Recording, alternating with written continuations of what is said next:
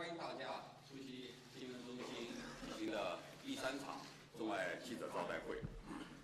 今天我们邀请了中央统战部常务副部长张一九、副部长王万祥、中央联络部副部长郭叶洲出席记者招待会，向大家介绍我们统一战线的工作的党的统一战线工作的情况和对外联络工作的情况。下面呢，先请今天我们是这样，还是为了帮助记者朋友们，尤其外国记者朋友们能够及时理解，包括收听收看。前面的介绍部分和答问部分呢，采取同声传译。提问的环节呢是交互传译。下面先请张一总同志做介绍。好。统一战线是共产党领导的团结各党派、各阶层、各民族、各团体、各界人士的政治联盟。在党的19大上，习近平总书记指出，统一战线是党的事业取得胜利的重要发展，并把发展最广泛的爱国主义战线的纳入了新时代坚持和发展中国特色社会主义的基本方略。党的18大以来，在习近平新时代中国特色社会主义思想指导下，党中央先后召开了中央统一战线工作会议、党的民族工作会议、全国宗教工作会议、新疆工作第2次座谈会、西藏工作第6次座谈会和新社会阶层工作会议，颁布了我们党关于统一战线的第1部党内法规 We introduced 中 the 国共 first 产党统一战线条例和 on 一 the 批 United Front work, 指导 that is the 性 regulation on CPC United Front, 对 and 统一 also a 战线 number of 不断的 guiding 创新发展 policies. 巩固壮大。 The United Front has been consolidated and expanded, and it has played an important role in the cause of socialism with Chinese characteristics. First, the strengths of the multi-party cooperation system have become more prominent. The CPC-led multi-party cooperation and political consultation system is a political party system with Chinese characteristics and an important way for China to achieve socialist democracy. Since the 18th Party Congress, the party has made great efforts to build framework for consultation among political parties, encourage the participation in the deliberation and administration of state affairs, and strengthened overall democratic oversight. As a result, the system has played an unparalleled role in expanding political engagement, in coordinating interests, building consensus, and enhancing social harmony. General Secretary Xi presided over 4 to 5 consultation meetings every year, and every year, every major policy of the party and the state was put to consultation.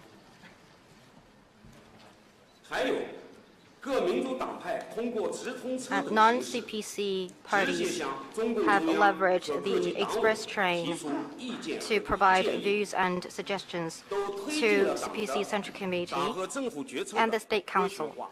This has ensured democratic and thoughtful decision-making of the party and the government.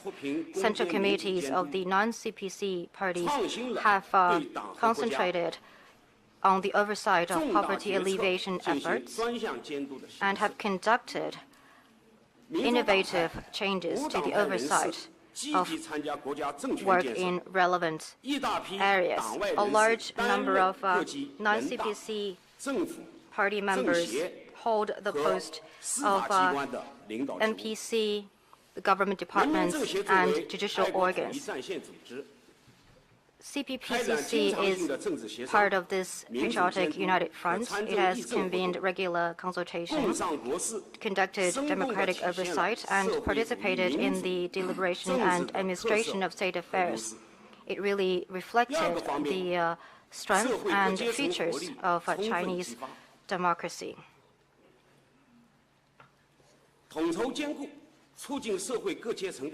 Second, all social strata are fully invigorated. United Front works with a holistic approach to encourage all social strata to play their role and get along. Since the 18th Party Congress, our party has built on the alliance of workers and farmers and rallied people from all walks of life and social classes. This has consolidated the foundation and popular support for the governance of the party.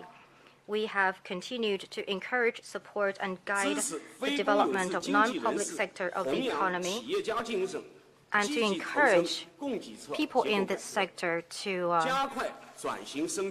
play entrepreneurship and participate in supply-side structural reform, restructuring, investment in people, and poverty alleviation, and to give back to the society and the country while developing their businesses. As for non-CPC intellectuals, we have provided guidance to and support non-party intellectuals and those returned from overseas study to give full play to their expertise and to ensure innovation and entrepreneurship. A number of them have broken ground in their respective areas that lead the world. In the field of new social groups, we have adapted to the trend of diversified social groups to expand the scope of United Front work, which now include non-party people working in management and technology sector in private and foreign businesses, intermediaries and social organizations, freelancers, and the new media. We have included them in the United Front work and to bring them closer to the party.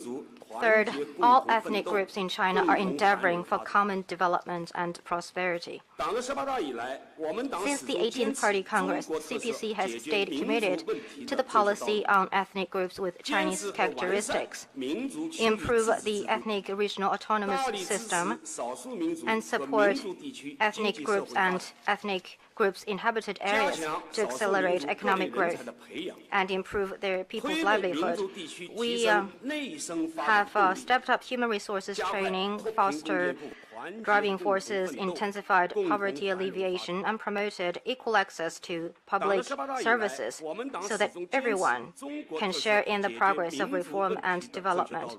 We are cultivating a sense of community for the Chinese nation, and we have a deepened education to create enabling conditions for all ethnic groups to live, work, and learn from each other in harmony. This has deepened the exchanges, communication, and integration among ethnic groups. We have handled ethnic affairs on a legal basis and implement the CPC Central Committee's principles on Tibet and Xinjiang, enhanced coordination of management and service to migrant ethnic population, protected their legal rights, and take a firm stand against separatism. This has served to safeguard the national unity, ethnic solidarity, and social stability. Fourth, provided guidance to the religions so that they can adapt themselves to socialist society. Since the 18th Party Congress, the CPC Central Committee has acted in accordance with the policies on religious work, strengthened policy guidance, comprehensively implemented freedom of religious belief and the principle that religions in China must be Chinese in orientation, and applied socialist core values to advance the development of religions, and applied Chinese core values to nurture religious cultures. We protect the lawful rights and interests in the sector, and we promote law-based religious work and strengthen the legal system. We protect the legal, curb the illegal, curtailing the extreme, resist the infiltration, and combat crimes. We step up rule-based religious affairs concerning national and public interest, tackle attempts to use religion to undermine national security, preach extremism, perpetrate terrorism, and sabotage national unity. To ensure religious activities are carried out within the Constitution and laws of China and in an orderly manner. This has greatly promoted religious harmony. Fifth, united as one, Chinese, both at home and abroad, are striving to realize the Chinese dream. compatriots from Hong Kong, Macau, and Taiwan, overseas Chinese nationals, are all sons and daughters of the Chinese nation, bonded by blood with their compatriots in the mainland. Since the 18th Party Congress, the United Front, aiming at realizing the great rejuvenation of the Chinese nation, has achieved unity to the greatest extent, and it drawn a wide range of overseas Chinese to support reform and development of the country and defend the country's core interests. We stay committed to one country, two systems, Hong Kong people administering Hong Kong, Macau people administering Macau, and a high degree of autonomy, support Hong Kong and Macau in growing their economy, raising people's living standard, promoting democracy, harmony, deepen exchange and cooperation with the mainland, and promoting sustained prosperity and stability of Hong Kong and Macau.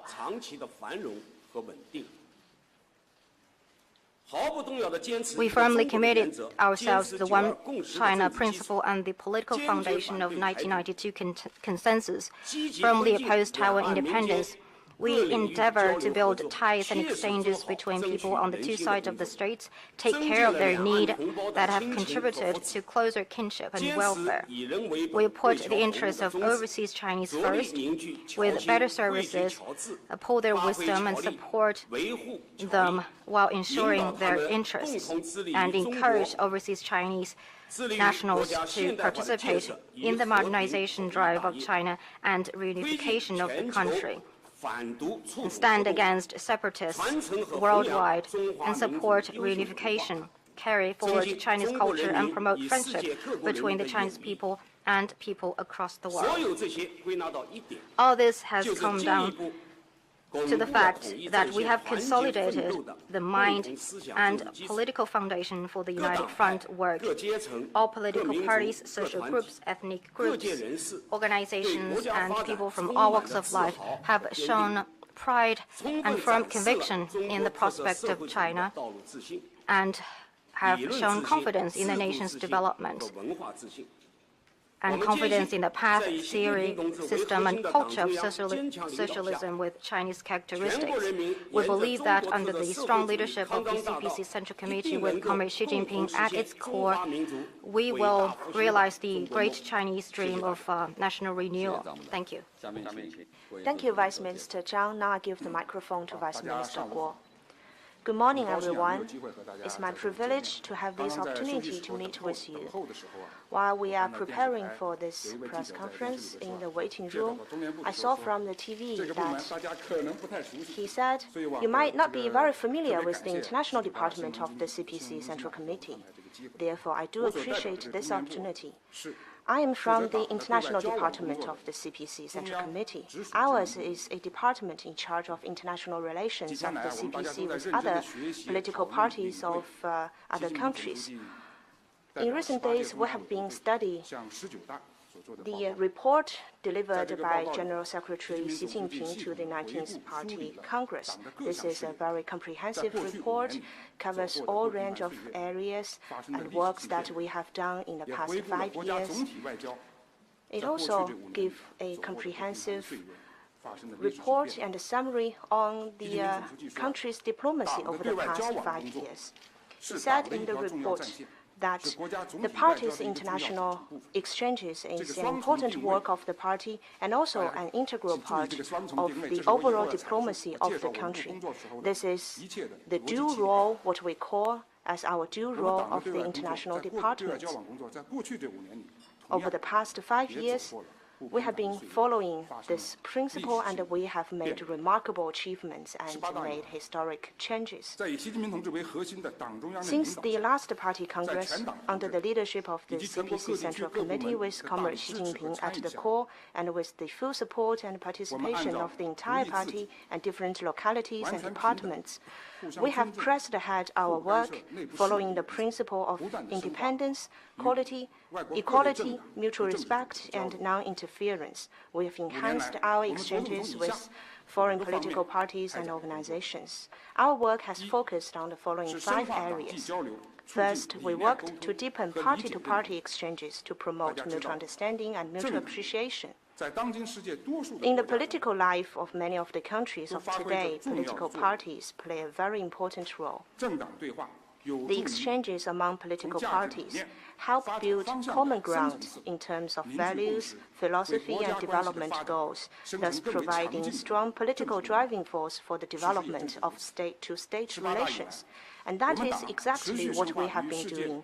In the past 5 years, we've been working to deepen bilateral and multilateral exchanges with political parties of other countries. During this process, we communicate not only with those who share our ideas, but also with those whose ideas might be different. We are now having regular contact with more than 400 political parties and organizations from some 160 countries. That is, 400 political parties from 160 countries. An all-round party diplomacy that covers a wide range of areas and multiple levels has now taken shape. I wish to mention in particular that the direct exchanges between General Secretary Xi Jinping and other state and party leaders with leaders of foreign political parties are very important, because such strategic communication is also a very important political guidance to our work. Second, we worked to let the voice of the CPC be heard for better understanding and greater support. The CPC is the core leading all endeavors of socialism with Chinese characteristics. One should first understand the CPC if he wishes to know China. After the last Party Congress, the world has a growing interest on China on the CPC, and they are having an increasing attention on General Secretary Xi Jinping's thought on state governance. Given that growing interest, we have been trying in recent 5 years to tell more about the party and to help others better understand the party's major policy initiatives, including General Secretary Xi Jinping's thought on state governance. I believe some of you have participated in the events that we have organized. After the 18th Party Congress and each of the following plenary sessions, we've organized thematic briefings and seminars for foreign friends. And after this 19th Party Congress, we will also host a major thematic briefing, and we will invite experts and those who have participated in the drafting of the report to brief you on relevant events. And also we've sent delegations to around the world to talk on relevant topics. During those events, we aim to introduce the new ideas and new philosophy of General Secretary Xi Jinping's thought on state governance. Now, we have Xi Jinping's thought on socialism in the new era. So we share with others the ideas and strategies of General Secretary Xi Jinping's thought, and also share with you CPC's philosophy and experience. Third, we've worked to serve the overall diplomacy and resolutely safeguarded national interests. Upholding national interests is something inherent in our external work. General Secretary Xi Jinping has stressed on multiple occasions that as we pursue major country diplomacy with Chinese features, it is of paramount importance that we must follow the leadership of the party and resolutely uphold the governing position of the party and political security of the country. This is also our principle number one when we carry out party diplomacy. Over the past 5 years, we have been working intensively to safeguard and uphold national sovereignty, security, and development interests. From the G20 Hangzhou Summit to Belt and Road Forum for International Cooperation and to the BRICS Xiamen Summit, party-to-party diplomacy has played an active role on major international events hosted by China. Also, during those events, we have received strong support and participation from our international cooperation partners. This gives us a stronger confidence that we are not alone as we pursue the right and just cause for mankind. Fourth, we worked to promote people-to-people connectivity for stronger social support. General Secretary Xi stressed that the amity between the people holds the key to state-to-state relations. The close link with the people is one fine tradition of the CPC. Such a fine tradition also requires that when we carry out international exchanges, we need to not only talk to those political figures and the leaders of political parties, but also pay equal importance and attention to public diplomacy and the exchanges between the people. Just give you one example. After the Belt and Road Initiative was proposed, our department has founded the Belt and Road Think Tank Alliance. Among its members are all major domestic research institutions and over 100 foreign entities, basically covering the majority of mainstream think tanks of Belt and Road partner countries. As the ruling party, the CPC offers general support to civil society organizations of China to go global. We encourage them to take an active part in the events hosted by international NGOs and to cooperate with NGOs and civil society organizations of other countries, especially those from the Belt and Road partner countries, in order to build mutual understanding of the people, deepen their friendship, and explore ways of cooperation. Fifth, we worked to expand our circle of friends for peace and development of the world. China needs the understanding and support of others as we pursue peaceful development. Likewise, the lofty cause of peace and development of mankind also calls on more to put in their efforts. We are the international department of the CPC. It is our mission to make more friends and work for peace and development. We communicate on a daily basis, not only with the ruling, participating, and non-ruling political parties and organizations, but also with friends from all sectors of the society, including think tanks, media, and civil society organizations. You may have read from the news that every day since the opening of the 19th Party Congress, we have received messages of congratulations from party and state leaders of other countries, as well as other leading organizations. They've sent us their congratulations and best wishes to the CPC, as well as new ideas on future dialogue and cooperation on party-to-party exchanges. It's fair to say that the network of friends of the CPC covers both political parties and governments, ruling and non-ruling alike, and governmental and non-governmental alike. And the circle of friends is still expanding. General Secretary Xi said in the report that the CPC strives for both the well-being of the Chinese people and human progress. To make new and greater contributions for mankind is our party's abiding mission. I believe such a noble mission and a lofty cause will attract more to join us as we march toward the future. Friends from the press, we also learned from General Secretary Xi's report that we need to enhance exchanges and communication with political parties and organizations of different countries. And according to the amendments to the party constitution, we need to follow relevant principles in developing relations with other political parties. As we pursue new development of socialism with Chinese characteristics in the new era, and under the guidance of General Secretary Xi's thought on socialism in the new era, we will further study and implement President Xi's thought and enhance our work in terms of international exchanges of the party to promote the great project, realize our great dream, and make our contribution in this endeavor. Thank you. Now the floor is open. Please first state your media affiliation.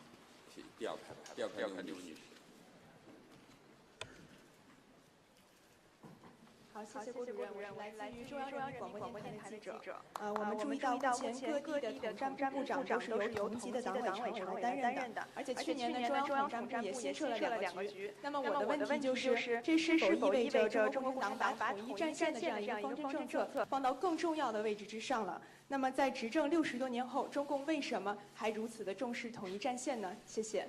I'm with the China National Radio.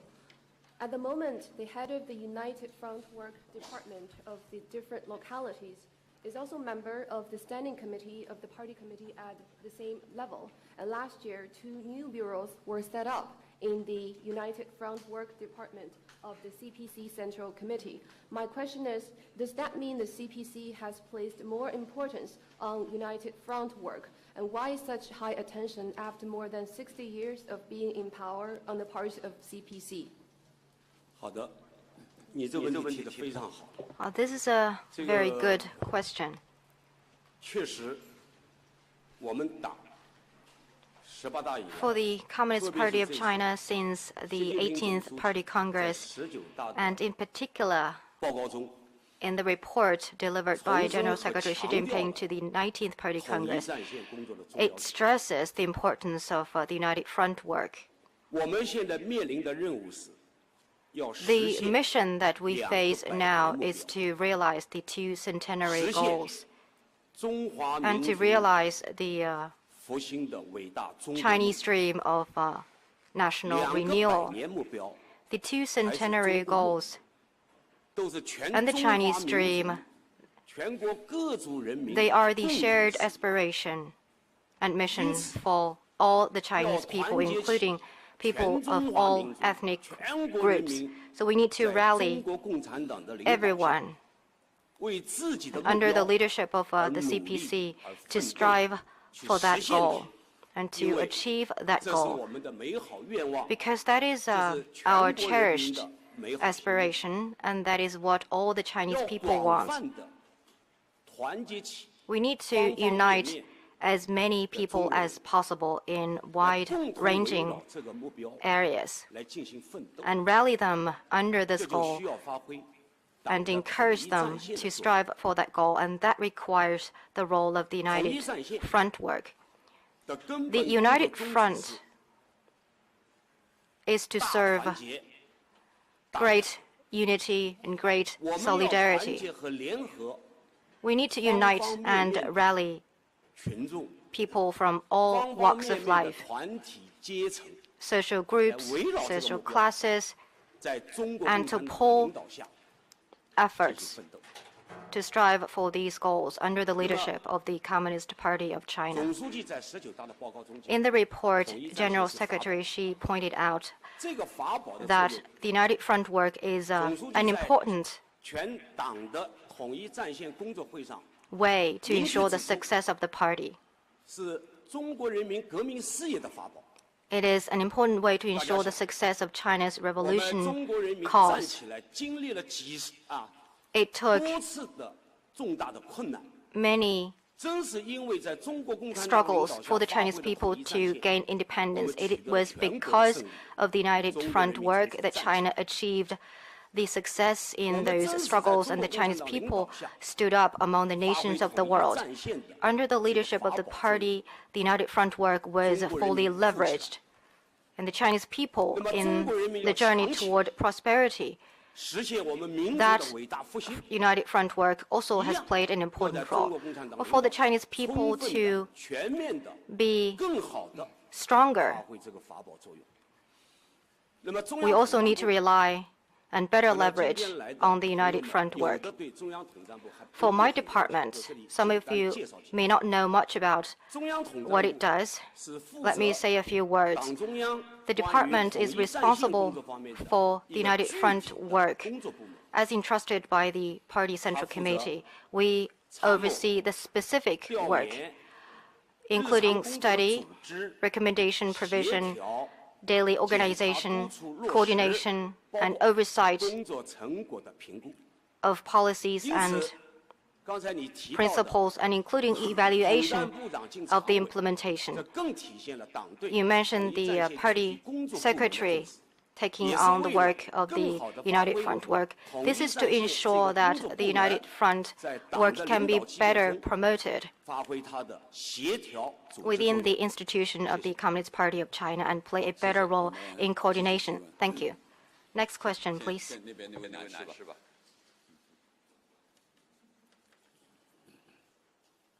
谢谢郭主任，我是光明日报融媒体记者。中国一直积极参与国际事务，对外工作方面，习近平总书记提出了一系列重要的论述，体现重要思想。请问，党的对外工作如何践行这些重要思想和理念？谢谢。With Guangming Daily, China has taken an active part in international affairs, and General Secretary Xi Jinping has put forward important thoughts and ideas on China's foreign policy. In practice, what efforts have been made in the party's international exchanges to implement these important thoughts and ideas? Thank you for your question. I said in my opening remarks that President Xi Jinping and General Secretary Xi Jinping paid special attention to the international exchanges of the party.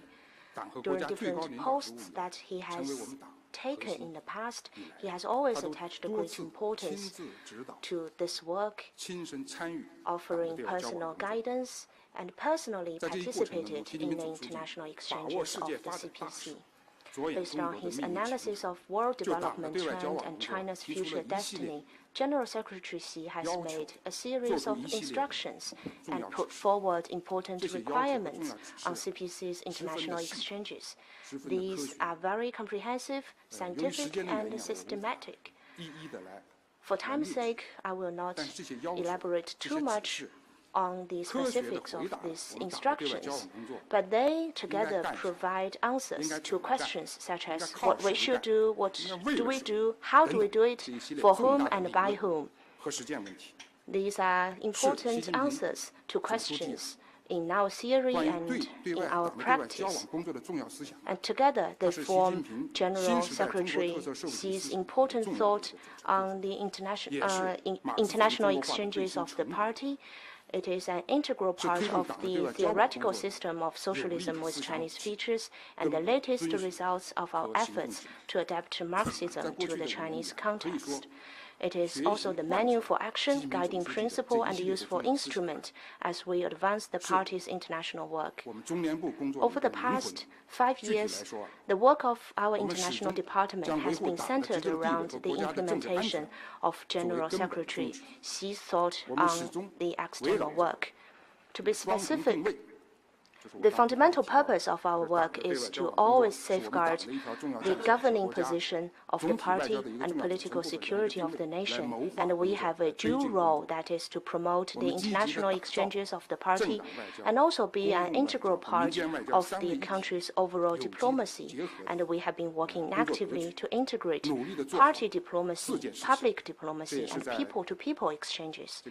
And to be more specific, we have 4 major tasks, which are to promote party-to-party exchanges, doing research, strengthening friendship, and carry out our publicity work. In the past 5 years, we learned from our practice that to succeed in our work in the new era and to implement General Secretary Xi's thought on our work, we must follow some fundamental principles. First is the fundamental guiding principle. That is, we need to raise our political consciousness in 4 aspects, as required by General Secretary Xi Jinping, and always follow the instructions of his important thoughts. And second is the fundamental task, which is, as I've said, to resolutely uphold the governing position of the party and realize the rejuvenation of the Chinese nation. And third is the fundamental pathway.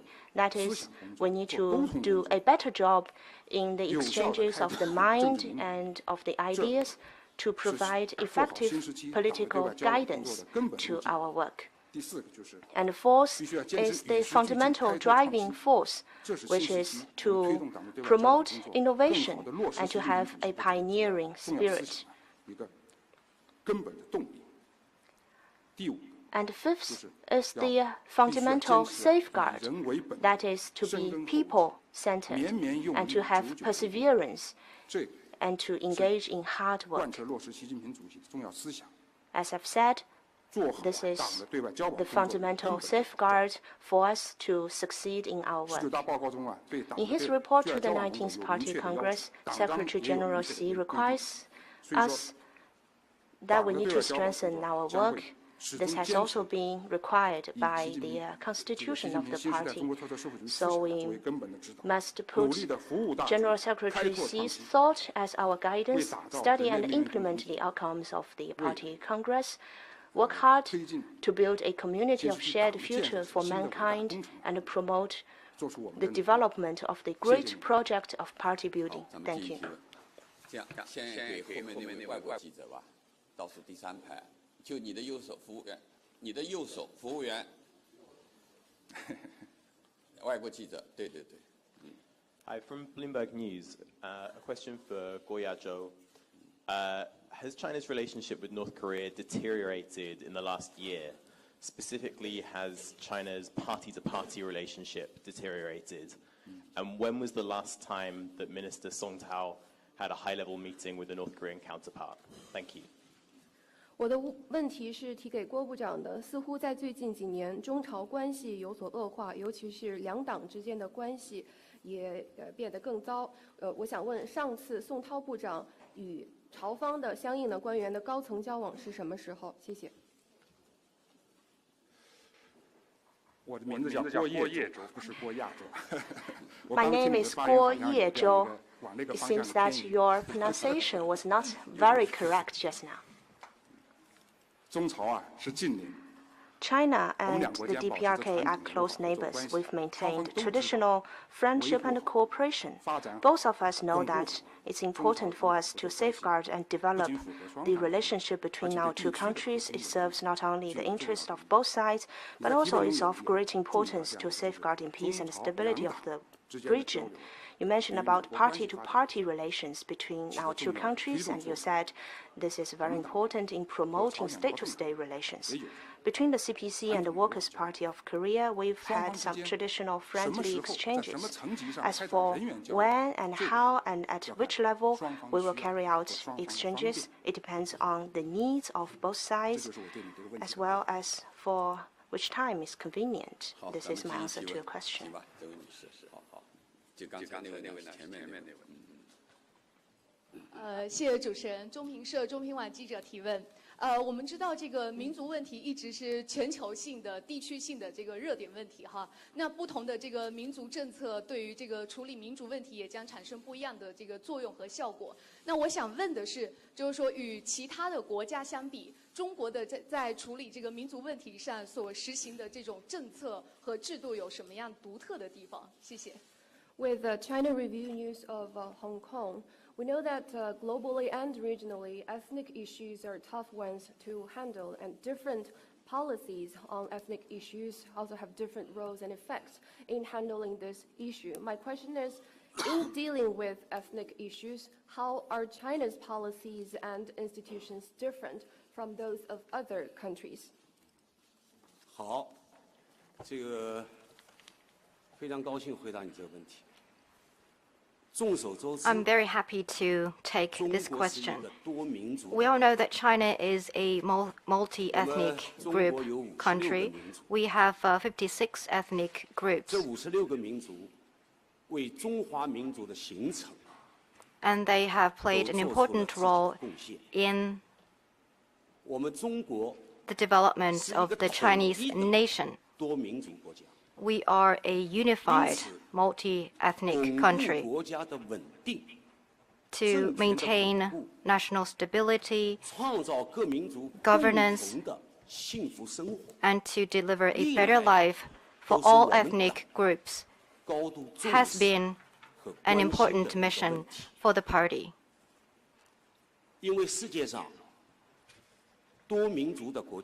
Around the world, there are many countries who have multi-ethnic groups.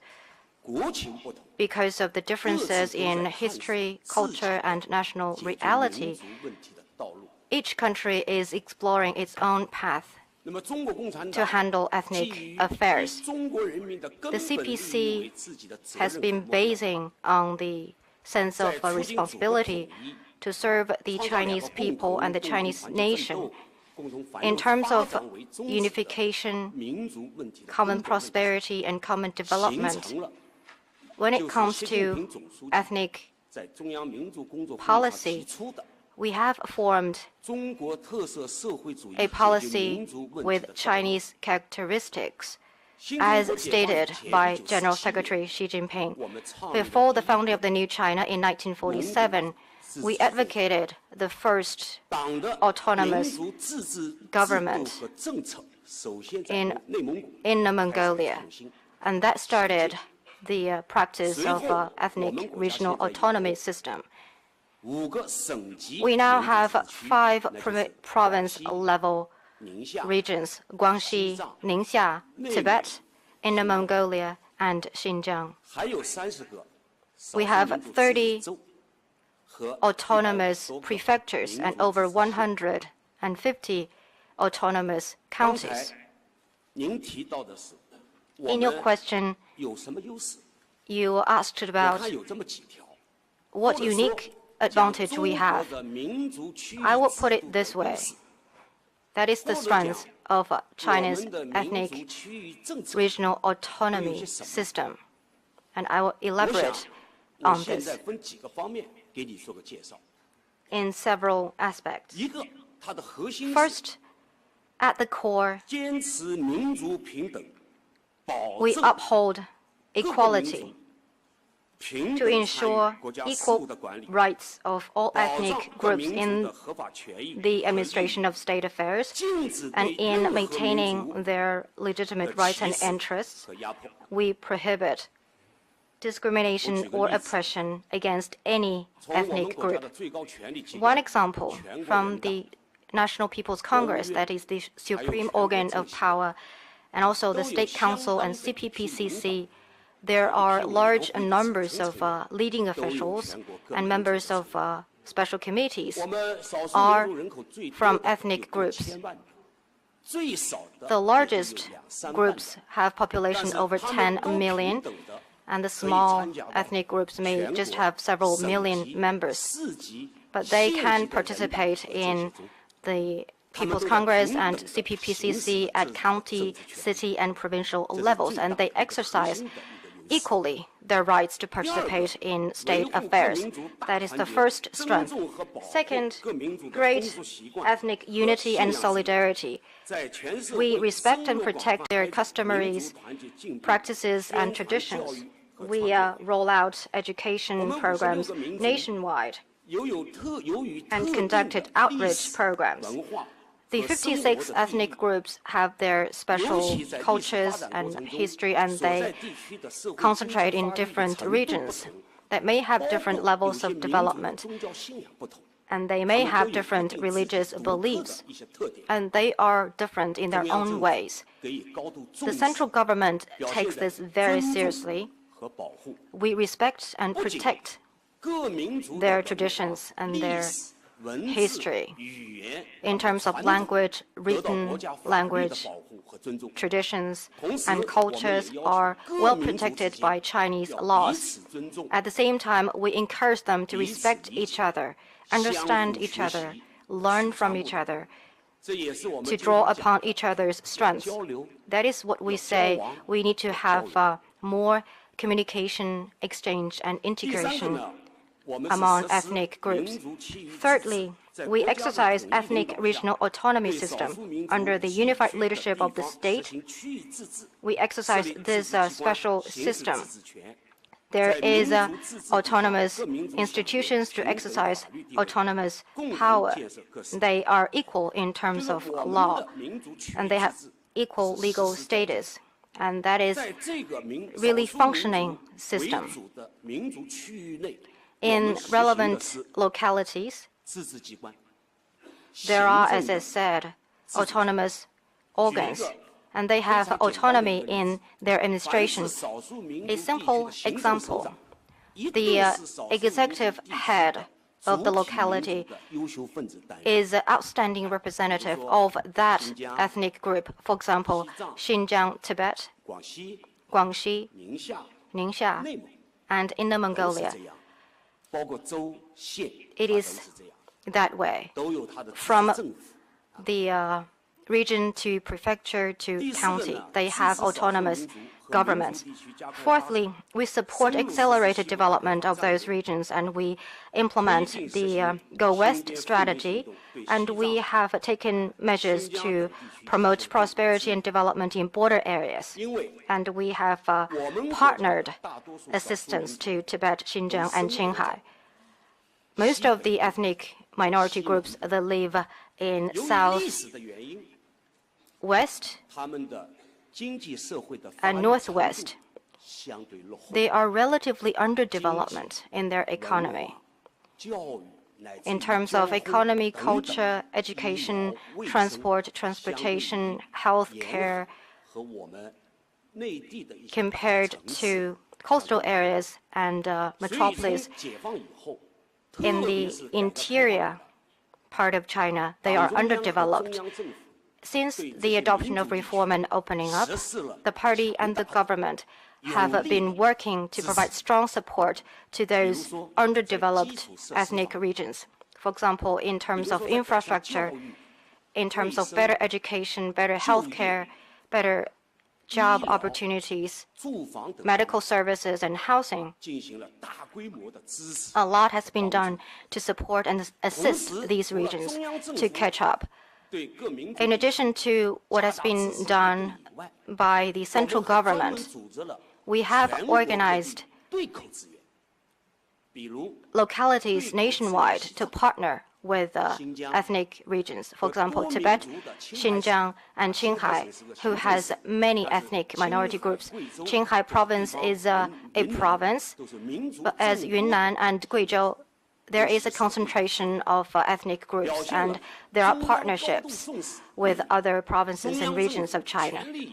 The central government has been doing everything it can, and the people of China have been rallied in this work, and we don't want to leave anyone behind in the journey toward common prosperity, because the advanced regions have the responsibility and are duty-bound to help their counterparts in less developed countries. As General Secretary Xi Jinping said, we need to stick together as seeds of a pomegranate. And fifthly, protect and carry forward ethnic cultures. To protect and rescue cultural relics and heritage, and to support the development of ethnic medicines. We pursue ethnic regional autonomy. One part is to preserve and carry forward their culture, their tradition, and the fine results that they have built throughout history. There are performances staged by different ethnic groups, exhibitions, costumes, shows.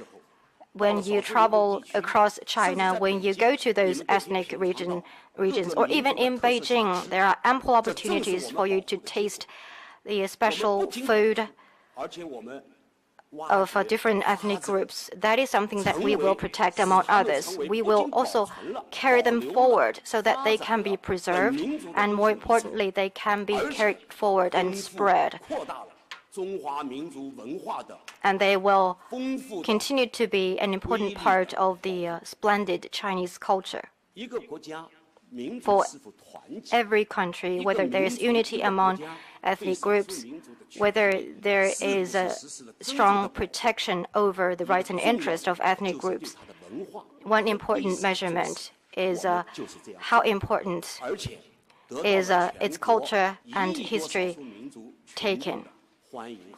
And what we have been doing have been well received by people of all ethnic groups. People from all ethnic groups are now working together to realize the two centenary goals and the Chinese dream of national renewal. Thank you.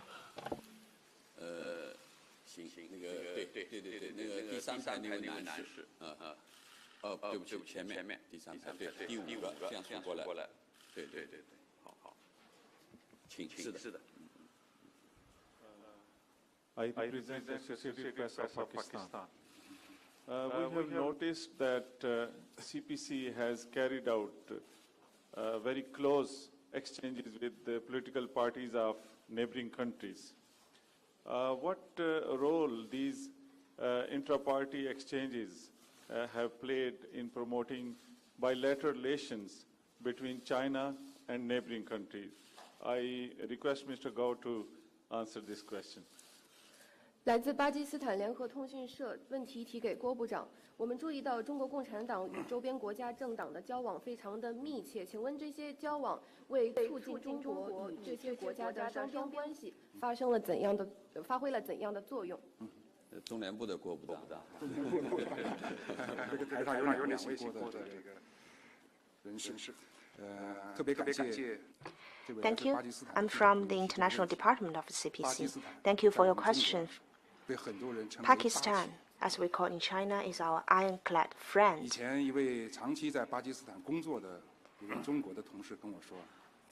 One of my colleagues used to told me, as he has been working long in Pakistan, that between our two countries, we indeed having very profound friendship, as sweet as the honey and as hard as the iron. Therefore, I do hope that you can carry forward our good and friendly sentiments to the people of Pakistan back home. You asked about the exchanges between the CPC and political parties of neighboring countries. China has many neighbors. We have as many as 14 land neighbors and also several other neighbors on the sea. We say in Chinese that without a good neighborhood, we cannot have security for the country. And that requires us, both from the government and from the party, that we need to pay special attention to neighborhood diplomacy. Since the last party congress, the Central Committee of the CPC with General Secretary Xi Jinping at the core has been paying special attention to neighborhood diplomacy. We have hosted for the first time in the history of the party and the nation a special work conference on neighborhood diplomacy proposed the principle of amity, sincerity, mutual benefit, and inclusiveness, and the policy of forging friendships and partnership with its neighborhood. Such are the guiding principles for us to enhance friendly exchanges and cooperation with our neighboring countries. And it is under those principles that our department, conduct our exchanges with parties of neighboring countries. And this has played a very important role in the development of relations between China and the neighboring countries. For example, General Secretary Xi Jinping has met on different occasions with General Secretary of the Communist Party of Vietnam and the General Secretary of the Lao People's Revolutionary Party.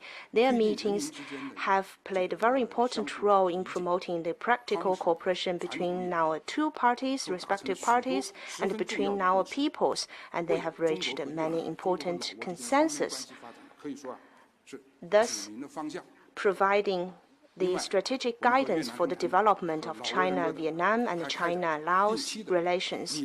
And also between our political parties, we have regular exchange mechanisms and seminars on theories and philosophy of the party. Those activities have promoted our capacity building in state governance and in the building of our party. And as I've said before, we also have exchanges and communication with the Workers' Party of Korea. If we look at the north side of China, we are also having cooperation, very close cooperation with political parties from Mongolia and Russia. For example, with Russia, we have regular exchange mechanism with the ruling party of Russia. Actually, two major platforms. One is the dialogue between the ruling parties, and the other is a political party forum. These two platforms have played a very important role in the development of the strategic partnership between China and Russia. between China and Japan. We also have exchanges between our political parties. And as the influence of China and the CPC keeps growing, different neighboring countries around China, from Northeast Asia, Southeast Asia, South Asia, and Central Asia, are paying special attention to party-to-party exchanges. Many of them have proposed while visiting China that they hope to visit their old friends in the Central Department of the CPC. Thanks to our efforts, we have established a diversified platform for dialogue and cooperation with major political parties of those countries at different levels and covering different areas. This has promoted the bilateral relationships development as well as the development of the region, and also helped us in properly handling some regional hotspot issues. In the future, we will continue to uphold the major principles in party-to-party exchanges to develop our party-to-party exchanges. In his report, President Xi stressed that we need to follow the principle of amity, sincerity, mutual benefit, and inclusiveness, and the policy of forging friendship and partnership with its neighbors. This is one important guiding principle for us. We hope that with our efforts, we can enhance exchanges with political parties of neighboring countries, thus promote the friendship and relations between our countries, promote the friendship, and enhance our exchanges and cooperation in the economic and security area, and in this way contribute to the common development of China and the relevant countries, and contribute to peace, stability, and prosperity of this region.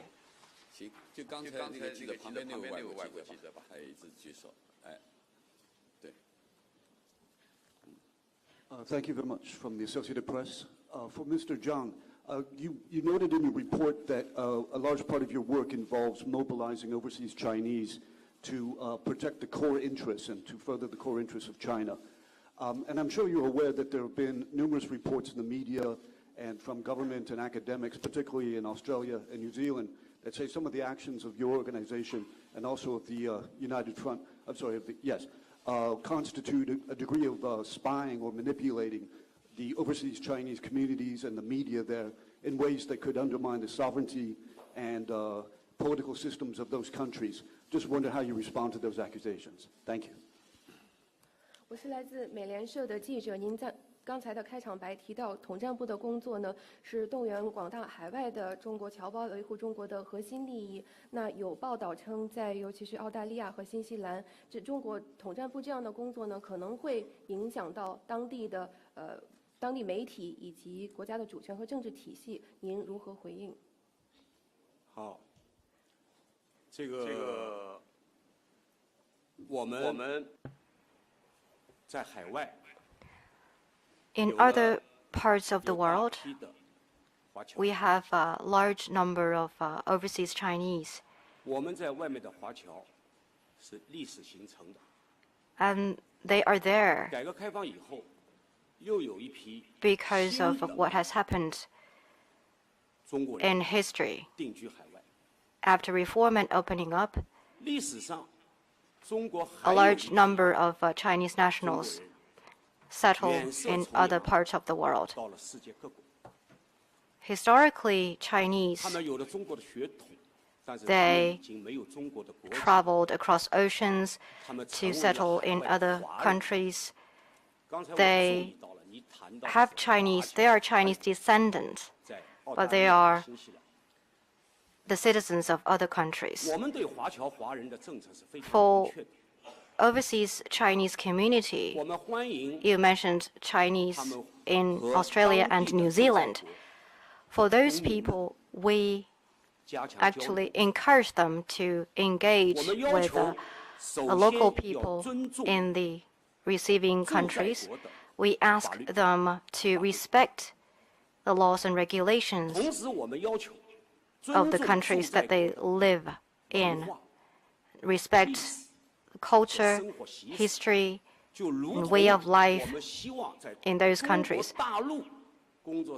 Likewise, we hope the foreign nationals living in China would respect China's laws and regulations, China's history, culture, and traditions. We also encourage them to return to China or to China, which is the ancestral place of some Chinese who are already citizens of other countries, to get an understanding about how China is today and to contribute to the motherland or the country that is their ancestral home in their own ways. As I said, we ask Chinese community overseas to respect the laws and regulations of the receiving countries and to become a welcome member of those countries. We also hope that they can play a bigger role in promoting the engagement and exchanges between China and other countries. Actually, they have been playing an important role, and we hope they will continue to do so. Thank you. 我是中央电视台和中国国际电视台的记者。我想问一个关于这个多党合作制的问题。现在呢，世界上大多数的国家都是多党制，有一些社会主义国家是一党制，而中国呢是这个多党合作制。但是有一些个西方的媒体同行可能对这个多党合作制不太了解，他们在报道中我们注意到，经常是把中国称为一党专政或者一党独裁，用这样的词汇来形容中国的这个制度。那么我想问一下，就是说从统战的角度来看，这个多党合作有什么作用？这些个民主党派存在，他们的意义是什么？还有就是在树立了这个习近平同志为核心的党中央之后，这个多党合作，执政党和民主党派他们之间的配合应该如何进行，来进一步的夯实这样的一个制度？谢谢。好的。With the CGTN. Most of the countries in the world have a multi-party system, and some socialist countries have a one-party system. China adopts a multi-party cooperation system, and some in the West may not know very well this system. My question is, what are the role of this system, and how will the CPC Central Committee cooperate with the other political parties to enhance its work? 好，这个问题请我的同事中央统战部的副部长阮万祥同志回答。I will invite my colleague, Vice Minister Ran, to take this question. This is indeed a very good question. For China's political party system, it is attracting growing attention from other parts of the world. China's political party system is the CPC-led multi-party cooperation and political consultation system. The structure of this system is the leadership of CPC, China Democratic League, Revolutionary Committee of the Kuomintang, China Democratic National Construction Association, China Association for Promoting Democracy, Chinese Peasants and Workers Democratic Party, China Party for Public Interest, or Zhigong Party, Jiusan Society, and Taiwan Democratic Self-Government League. There are 8 non-CPC parties. The CPCC is an important part or organization of the CPC-led multi-party cooperation system. Executive Vice Minister Zhang, in his opening remarks, talked about this system. Since the 18th Party Congress, guided by Xi Jinping's thought on socialism with Chinese characteristics for a new era,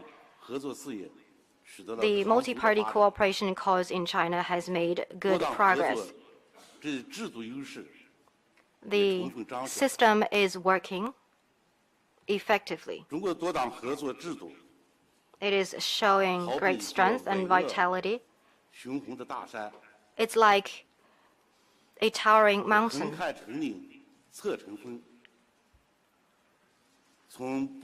It is showing different strengths.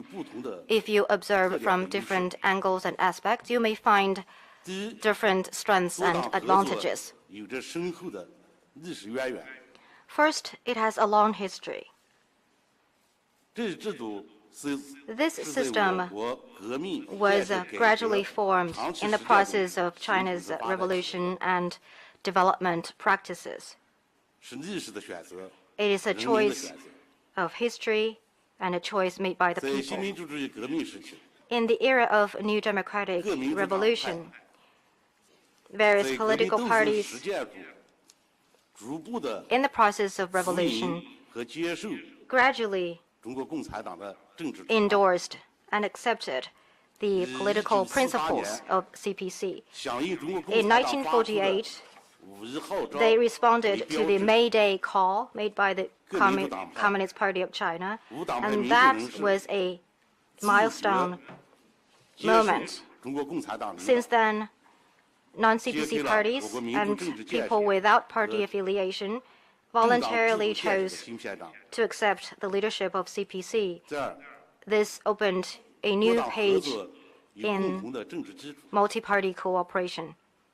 Second, broad social support. The CPC serves the people, and this is the spirit of the CPC. This spirit has inspired non-CPC parties to join in this effort. They endorse wholeheartedly the leadership of CPC, and they want to join the CPC in this journey. And they conscientiously have taken socialism with Chinese characteristics as their own political guidelines and have incorporated it into their charters. This has formed the shared ideal and theoretical foundation for the multi-party cooperation system. Third,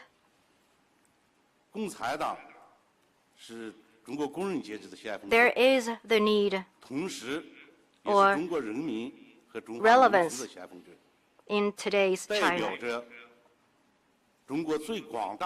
This system represents the interest of all Chinese people.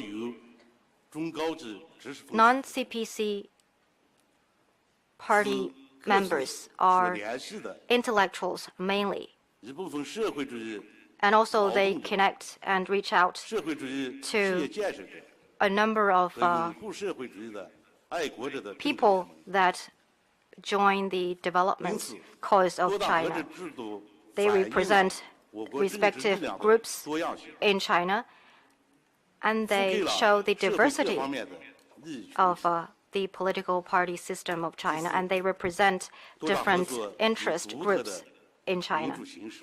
Fourth, the unique form of democracy.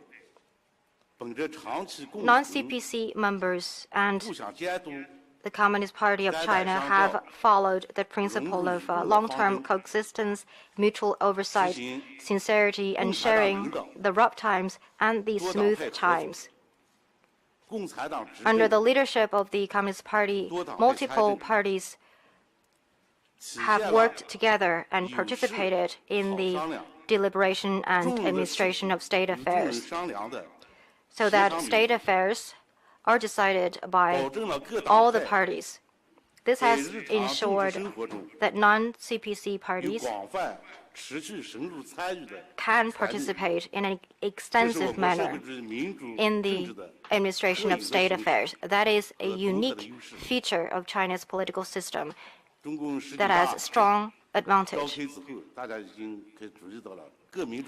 You may have noticed that in this party congress, non-CPC parties have sent their congratulatory message to the opening of the 19th Party Congress, and they have made it clear that they support the status of General Secretary Xi at the core, and also expressed their commitment to building socialism with Chinese characteristics for a new era, and to the realization of the Chinese dream of national renewal.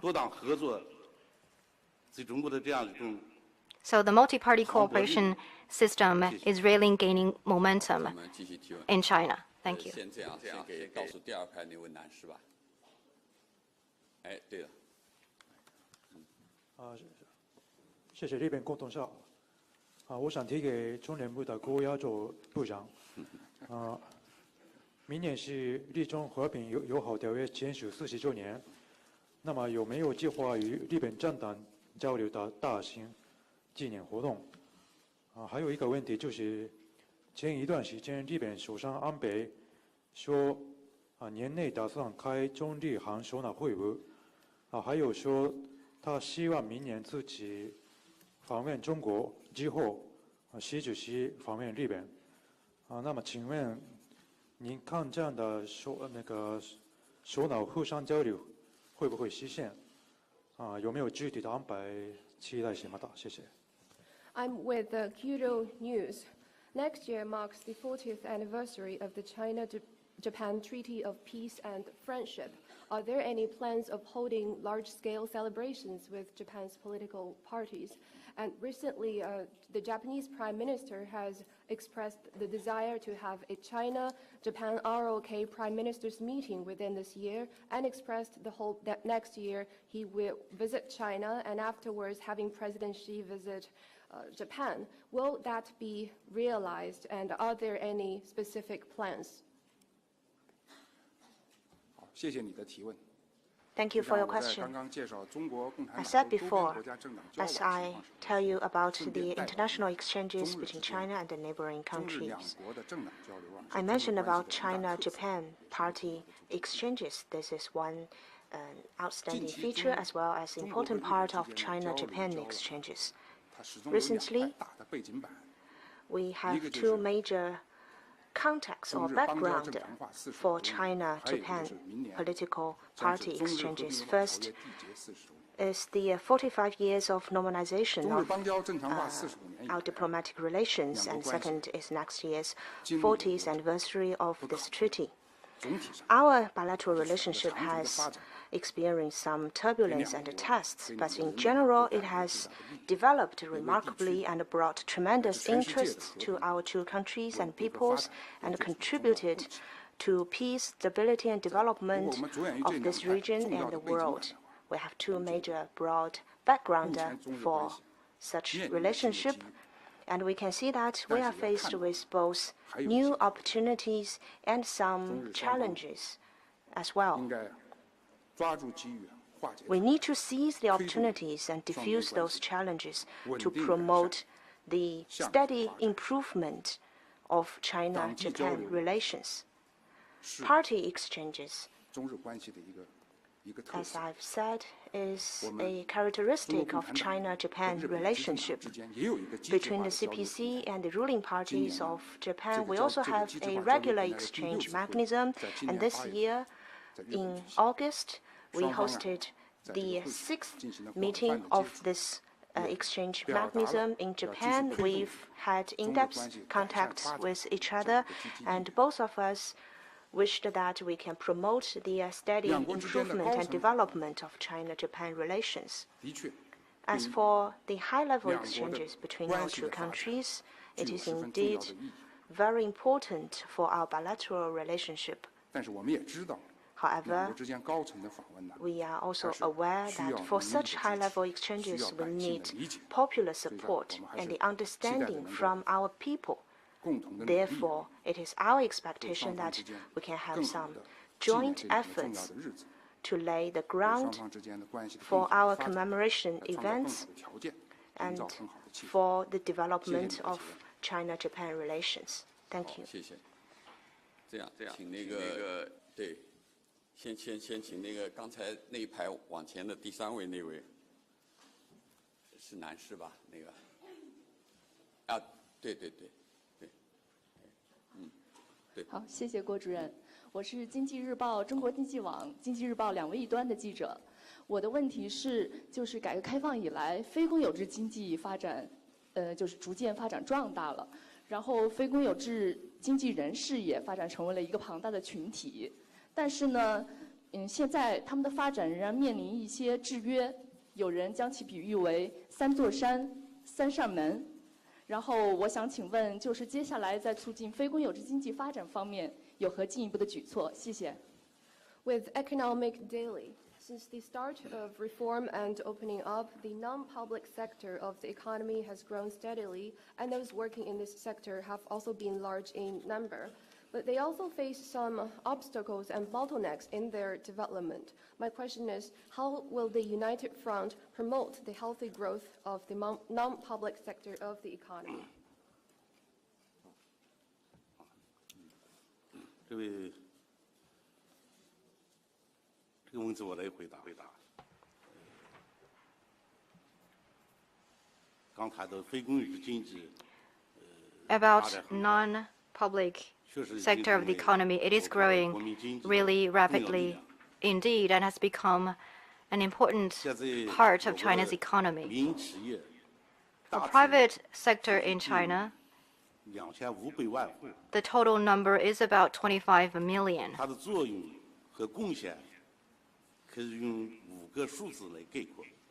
And they are making great contribution to China's economy that can be summarized as follows. In terms of tax, they contribute to over 50%. In terms of GDP and fixed asset investment and foreign investment, they take up over 60%. By 7, I mean that the number of private businesses in high-tech sector is over 70%. And by 8, I mean that they contribute to over 80% of urban jobs. And by 9, I mean that they contribute to over 90% of newly created job opportunities. So 5, 6, 7, 8, 9.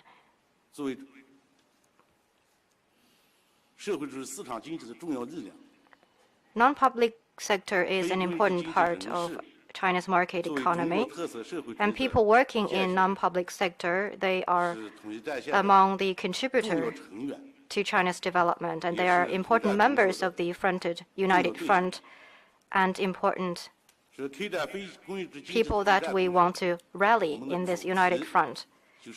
So for the United Front, in this sector, we will try to serve the goal of promoting healthy growth of non-public sector of the economy and encouraging those working in this sector to achieve success. So too healthy. And our United Front work is concentrated on those two objectives.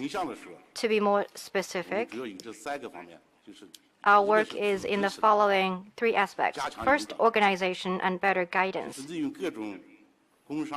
We make use of association of industry and commerce and also industrial associations to build a bridge between private sectors and the government.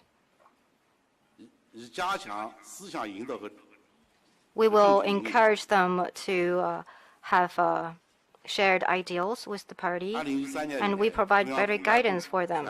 Since 2013, my department and the National Association for Industry and Commerce, we rolled out a campaign, educational campaign on ideal, and we encourage them to have faith in China's development and to do business in an honest way and fulfill their social responsibilities, and also to participate in poverty alleviation initiatives such as 10,000 businesses helping 10,000 villages, to build their conviction in socialism with Chinese characteristics, to build their confidence in the party, in the government, and in the society. And second, we reflect their aspirations. We reach out to people working in non-public sectors, and we put in place smooth channels for communication, so that for the difficulties that they face and the challenges they face and their recommendations and suggestions and all kinds of inquiries, we will put them together and report them to decision-making authorities at various levels. And also we will promote the implementation and improvement of relevant policies. 比如说一个时期，有一些地方。 For example, in certain period, in certain locality, in light of the investment environment, as you said, the three major obstacles, 3 mountains and 3 doors. Those are problems emerged in economic transformation and restructuring, and private sectors encounters some difficulties. The United Front Work Department will work to collect those difficulties and opinions and to report them to the party and the state council and decision-making authorities at various levels. In order to remove the obstacles, the 3 mountains, 3 doors, a number of policies and regulations have been introduced with a view to addressing the challenges faced by private sector and creating an enabling environment. So we help them get their views heard, and this itself is a strong support for non-public sector of the economy. In March 2016, Xi Jinping attended relevant workshop with the members of the Association of Industry and Commerce, and he made important remarks. In his remarks, he responded to the concerns of those working in non-public sector. And his remarks provided clear guidance for the non-public sector, which has really boosted the confidence and injected fresh impetus to the transformation of non-public sector.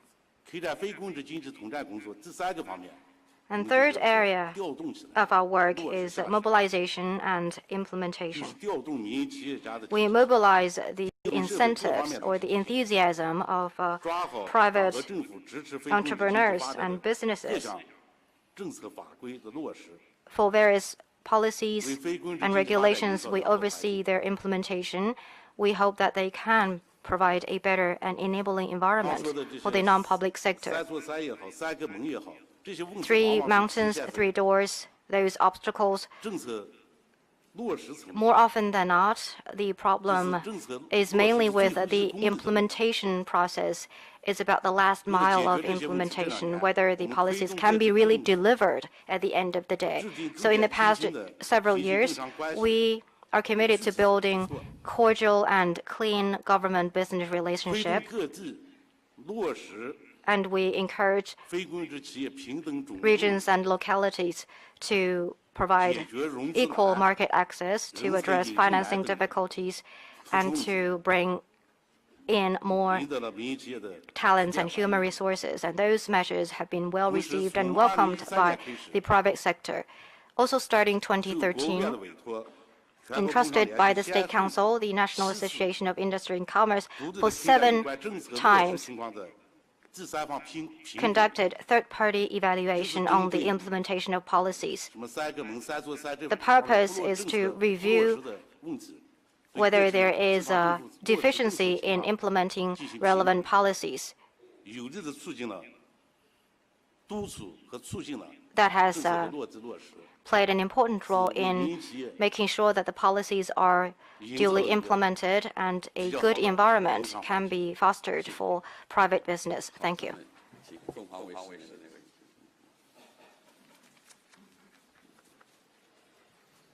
多谢郭主任，我是来自凤凰卫视和凤凰网的记者。第一个问题呢，想提给中联部的郭业洲副部长。其实我们知道，中国共产党与缅甸昂山素姬领导的民盟可以说一直保持良好的关系。那昂山也实现了成功的访华。昂山素姬在最近接受凤凰卫视专访的时候，也特别希望进一步来发展双方的这样一个良好的关系。但是当前缅甸的局势不稳，特别是若开邦的这个罗兴亚问题，可以说是引发了高度关注。西方国家还有联合国都谴责缅甸是在进行种族清洗。但是中国采取了支持缅甸来维护国家稳定的这样一个态度和立场。请问中方为什么要采取这样的立场？抱歉，第二个问题想请问给这个统战部的张副部长，我们非常关注达赖喇嘛的问题。因为我们知道，中方虽然一再表示了强烈的反对，但是少数的国家一直在持续邀请达赖喇嘛去访问。那么刚刚呢，达赖喇嘛结束了他的欧洲行程啊。我想请问，未来中方是否会采取更加进一步的新的措施来加强这种高压的反对？另外，对于外界持续在关注的有关于西藏的宗教自由问题，我关注到您在发言当中也特别谈到了这5年推进了宗教的中国化，明确了这样一个方向，同时也要进一步发挥信教人士的这样一个积极作用。那如何来理解？谢谢。With Phoenix TV, I've got 2 questions. The first one is for Minister Guo Yezhou. The CPC has good relations with Myanmar's National League, led by Aung San Suu Kyi, who has paid a successful visit to China. At the moment, Myanmar is going through some turbulence, and some Western countries maintain that there's ethnic cleansing in Myanmar. The Chinese government has expressed support to Myanmar's efforts to maintain stability. What are China's considerations behind such a position? And my second question goes to Minister Zhang. It's about Dalai. China, despite China's firm opposition, some countries have been inviting him for a visit, and he just concluded a visit to Europe. Will China take more steps to express such opposition? And on the religious freedom in Tibet, in your opening remarks, you said that we must ensure the Chinese orientation of religions. Will that be more work be done in this regard? 好，感谢凤凰Thank you 电视台啊，对这个中缅关系，特别是中缅 for your 政党交流 interest in China-Myanmar relations, especially the party exchanges between our 2 countries. You know, we are friendly neighbors, enjoying profound popular friendship. 我们希望通过各种渠道， We hope through different channels, including party exchanges, we can further enhance the popular friendship and advance exchanges and cooperation in various areas. I believe you've been following situations in Myanmar. Since the political transition in 2010, political parties are playing an ever more important role in the political life of that country, and that is general background of our exchanges between the CPC and the major political parties of Myanmar. We have established and maintained friendly and good exchanges with political parties there. In 2010, we established friendly exchanges and relations with the Union Solidarity and Development Party of Myanmar. In June 2015, Aung San Suu Kyi visited China, led an NLD delegation, and this started our exchanges. And you mentioned the situation in Rakhine State. We've noticed the recent violent attack in that state. We condemn such violence. We understand and support the efforts of Myanmar in protecting peace and stability of the state. Sincerely hope for a speedy restoration of stability, including Rakhine State and other places of Myanmar. You said some Western countries have certain words on the situation in Myanmar. I've been thinking about that. Why China did the opposite from what the Western countries have been saying, because we have been following some basic principles in party-to-party exchanges. One of the most important principles is non-interference in the internal affairs of other countries, because we have full confidence in the government and the people of that country. And secondly, what we've learned from recent events or from the past, the consequences of external interference in another country. That is why we will not interfere. And thirdly, because we have profound popular friendship, and that is why we have confidence and belief in the government and people of Myanmar that they are capable of addressing their own issues. And fourth, we have been thinking about our traditional friendship. We are closely connected by mountains and rivers, and we have shared interests. Instability in Myanmar will affect us naturally, because you see, turbulence in North Africa will naturally affect South Europe. Therefore, between China and Myanmar, we are land neighbors. Therefore, such a consequence will also affect the Chinese side. Because of the above-mentioned considerations, we support Myanmar's efforts in promoting peace and stability of Rakhine State. We condemn violence and terrorism. Thank you. Your second questions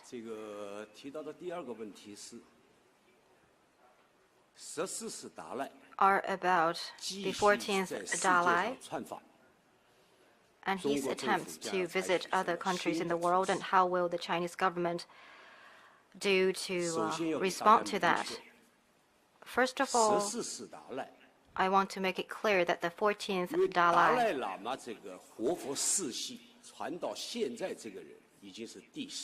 it is the 14th Dalai. The living Buddha has been handed down throughout history. The 14th Dalai is a political figure under the cloak of religion.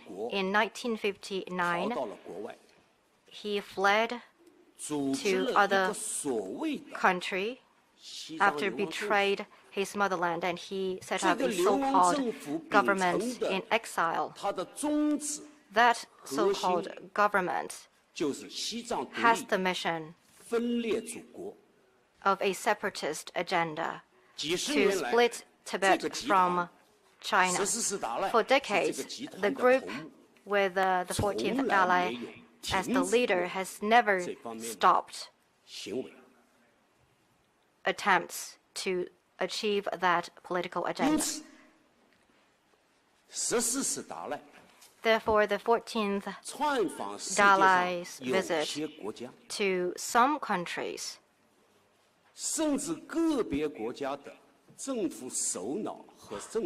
to visit political figures in some countries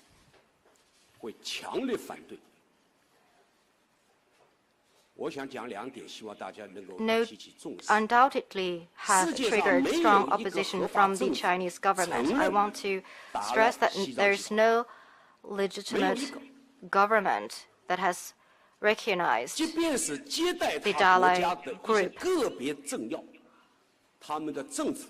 Even if some government and some political figures that have accepted or met with Dalai, they don't recognize the regime of Dalai or his so-called government. And second, no country in the world, in the face of separatism of the motherland, would not lodge a protest against such an attempt to separate a part of China from the country. Every government would protest such visit or meeting. So for any country, any organization, or anyone to accept the visit to meet with the Dalai, in our view, is a major offense to the sentiments of the Chinese people.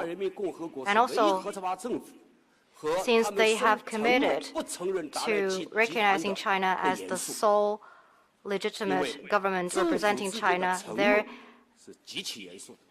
attempt contravenes their commitment, because this is a serious commitment.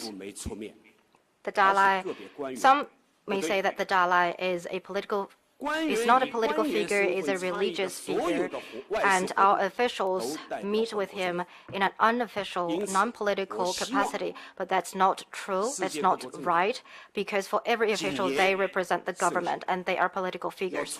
So we urge all to exercise caution and prudence, to bear in mind the respect for China's sovereignty and for their relations with China, their friendship with China.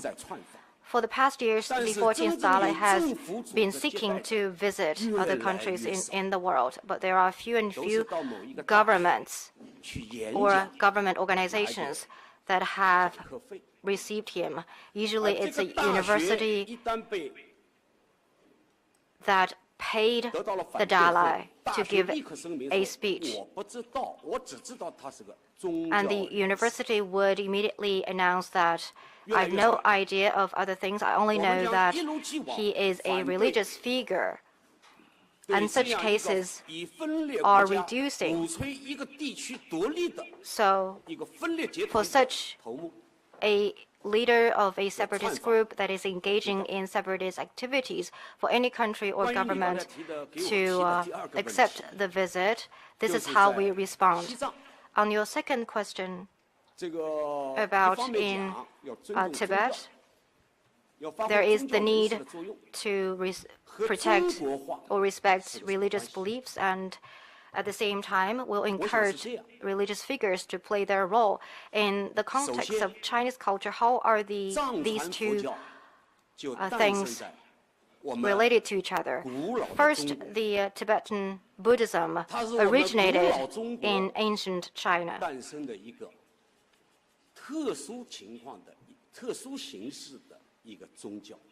It's a special form of religion that originated within China.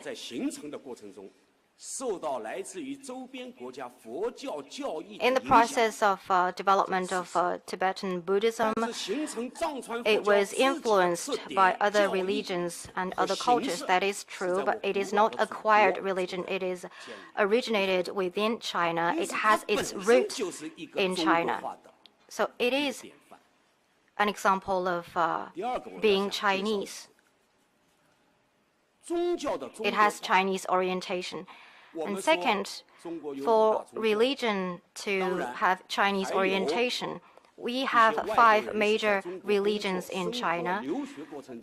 There are also the cases of other religions, in addition to those 5 major religions in China who are practiced by foreign people who are working or studying in China. They are all protected in China. In China, it is the responsibility of the government as well as religious organizations to protect religions in China, and also to all those who practice religions.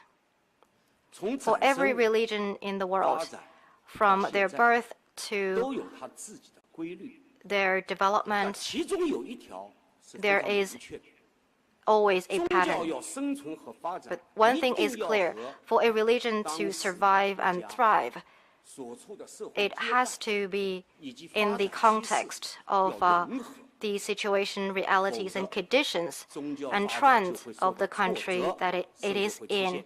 Otherwise, it will give rise to big problems, and there are ample opportunities throughout history, ample examples throughout history.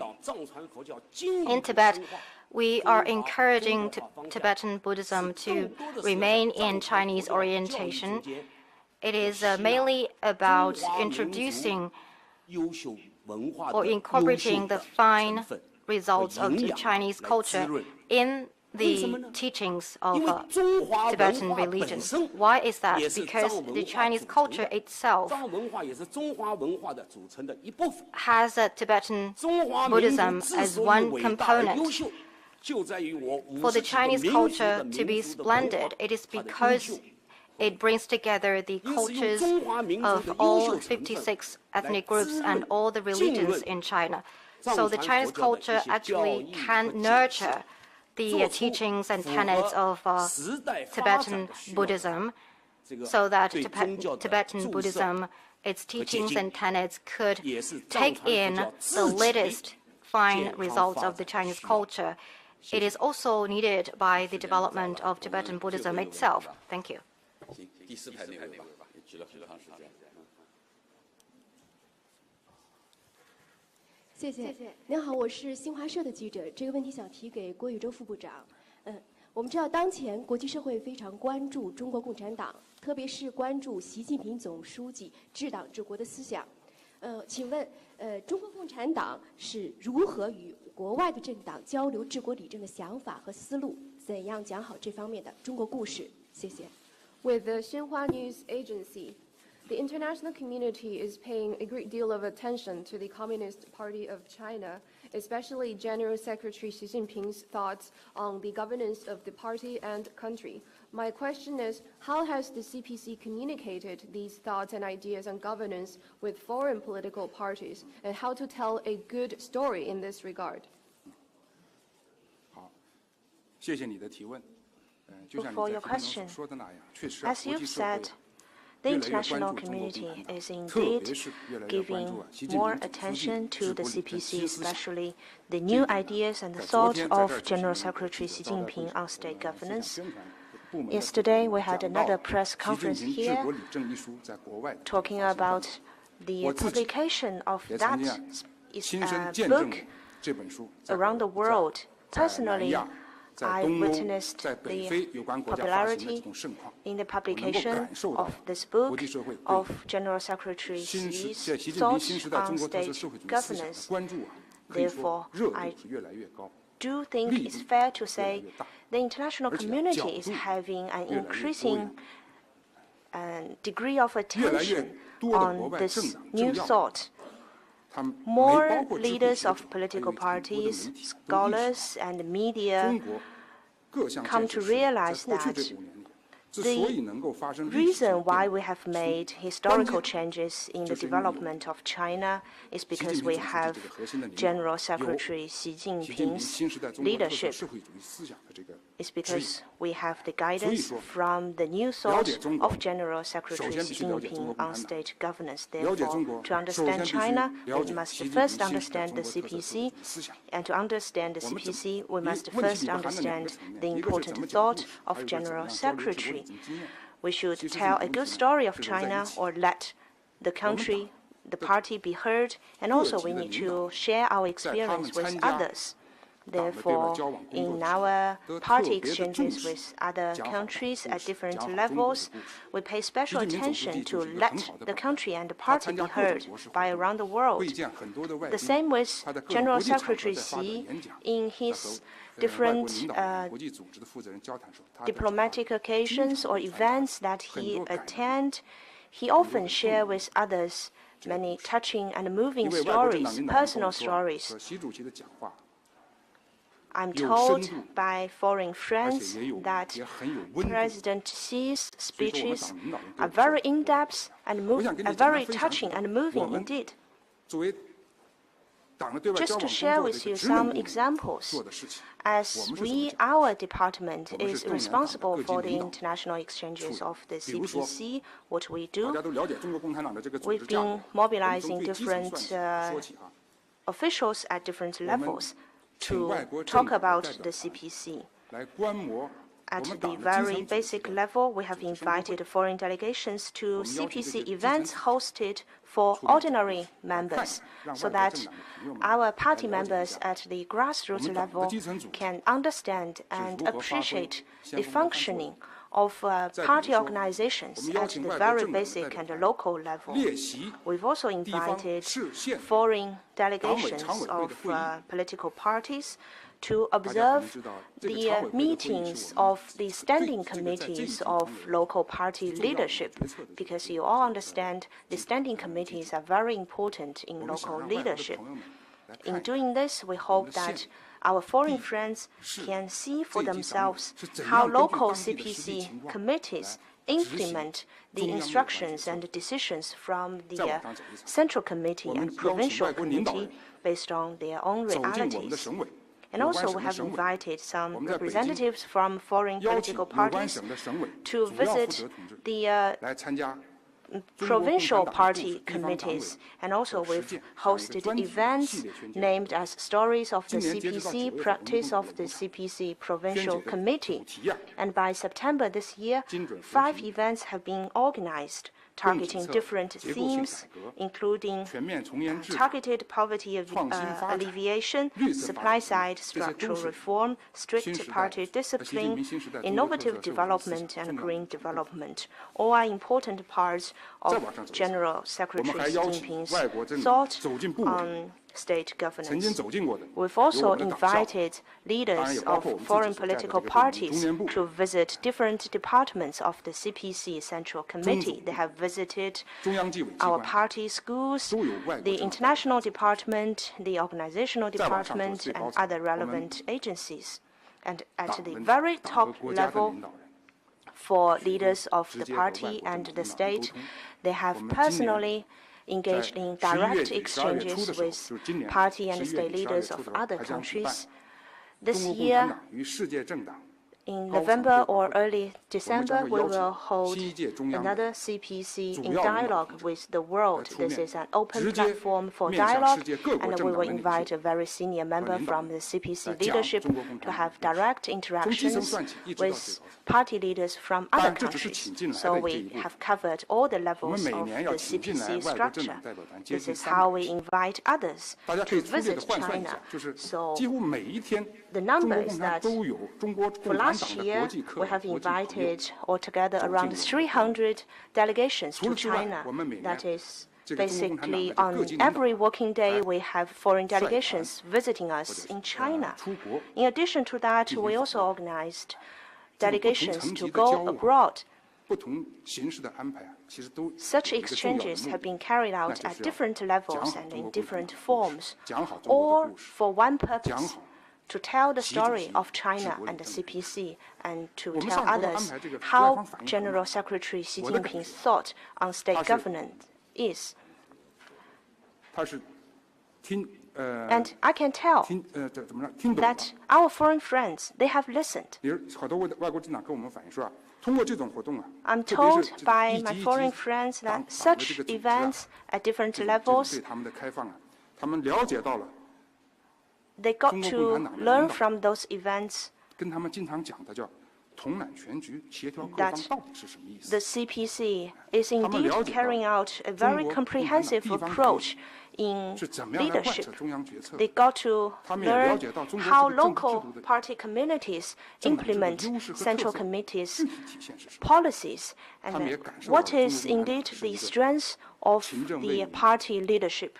And they have felt for themselves that the CPC is indeed a hard-working party, a party that has kept abreast with the times, a party that is open, confident, and has a strong sense of responsibility. We have a fight against corruption, as you all know, and we should fight both the tigers and the flies, that is, the high-ranking and low-ranking officials alike. We often tell others about our anti-corruption campaigns. This has been a great inspiration for many foreign political party leaders. Maybe they are very interested in our experience, but, for example, it might be a coastal country because of different cultural background. They have different thinkings or understanding about this notion, so they have another expression that we should catch both the big fish and small fish. That is another expression of the same idea.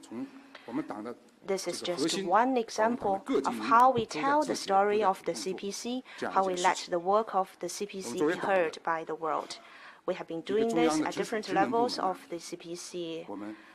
And for our department, we are a functional department under the Central Committee. We are trying our best to let more foreign friends to know about the CPC, and I do hope friends from the press can help us in this endeavor. 上午的记者会就到此结束。下午3点，我们在这里邀请国家发改委主任何立峰和相关负责人来出席记者招待会。欢迎大家参加，谢谢大家。